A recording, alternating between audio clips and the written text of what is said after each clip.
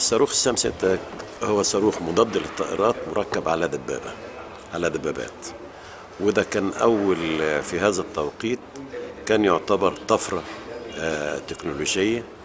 إن النمرة واحد كان ده أول نوع من الصواريخ يجي مصر على دبابة، ونظام التوجيه بتاعه نصف إيجابي، واحتمالات تدميره عالية جدا جدا جدا.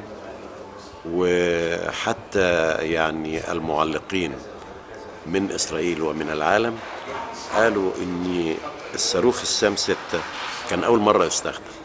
يعني احنا خدنا بعثة في الاتحاد السوفيتي في نهاية 72، وجينا في مطلع سنة 73 السلاح ده كان لسه جاي، فما كانش.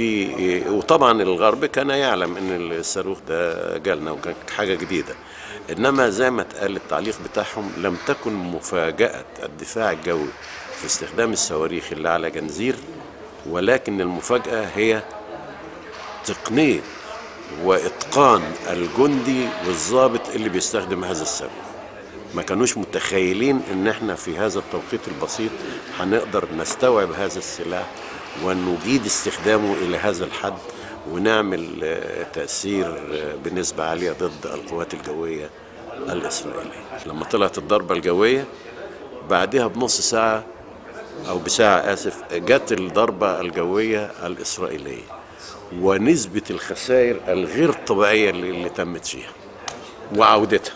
يعني مجرد ما اقتربت من القناة وسيل من النيران زي ما بيقولوا، يعني من النيران المتباينة، من نيران الدفاع الجوي المتباين، من اول الرشاش المضاد للطائرات للمدفع للصاروخ السام 7 اللي هو الضبع الاسود، للصواريخ الدولة اللي هي السام 2 و3 والصواريخ بتاعتنا 6.